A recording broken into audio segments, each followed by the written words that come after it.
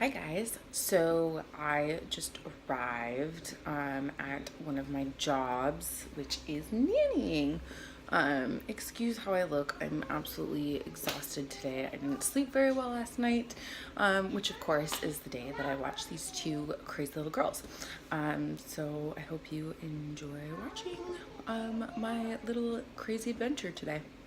Kelsey, what are you doing? It's a picture to me. A picture? I'm taking a video of you two crazy butts. Riley, say hi. Oh, you're just gonna be a starfish? Oh, nice. Yeah, swing your booty. You are silly. Is your sister weird? You two are crazy, but I love watching you. Hey guys, so I am home now. I dropped Kelsey off with her dad, and of course Riley went to school.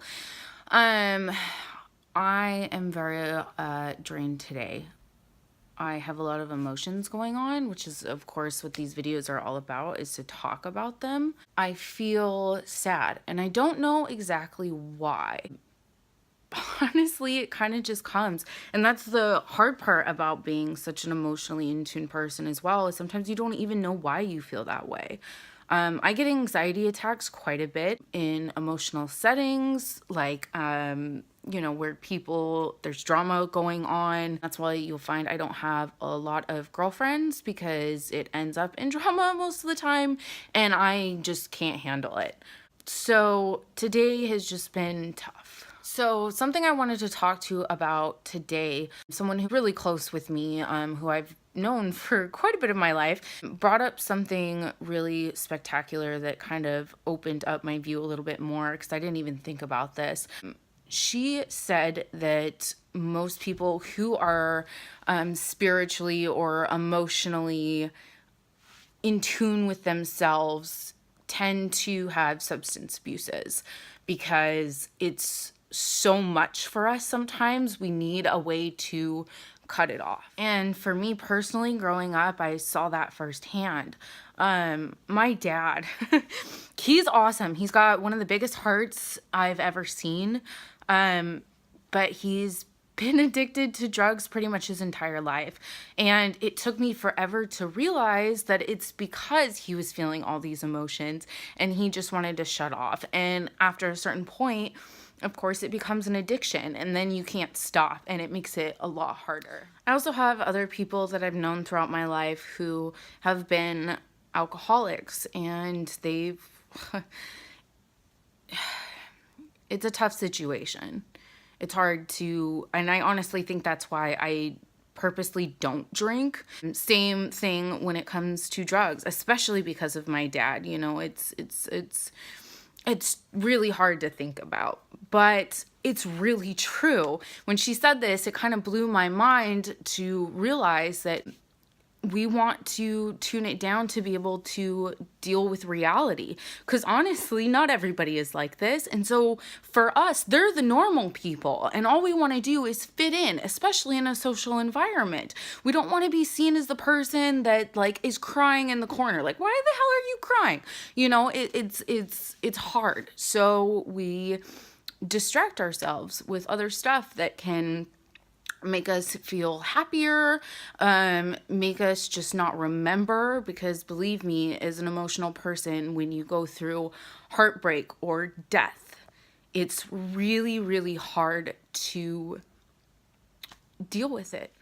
So as you can see, I am obviously an emotional person. I'm practically crying here, which I don't mean to. It's not like I'm super depressed or sad or anything, but for whatever reason, I cry every once in a while.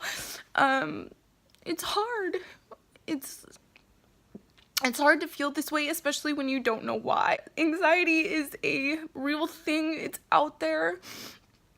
And it's hard to deal with. So, for someone who feels this way, you're really, really not alone. I go through it constantly.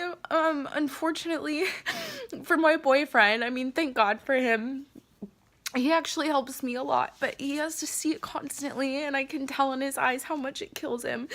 So I think that also makes it really hard for people who are emotionally in tuned, is because we don't want to see the people we love feel like they're the reason, you know, that I'm feeling this way. And it's so hard to not want to just hide from the world, because you don't want anybody to see you vulnerable like this.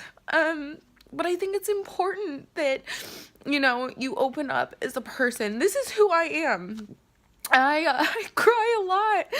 I also laugh a lot, though. I have learned to control it in some way, because, I mean, you have to, just in everyday life. I mean, can you imagine if, you know, I got super angry at work and I said something I didn't mean to, I'd get fired. So you kind of have to learn how to control it as best as you can, but it's not easy. So you really just want to hide yourself. I'm always trying to stay as positive as I can, realize everything that I'm so blessed to have. I'm really, really lucky. So yeah, I think I'm just going to cry a little bit more, but then I'm going to pick myself back up. I'm going to go to the gym and work out and feel a little bit better about myself, and then get ready for Andrew to come home. I'm super excited to see him.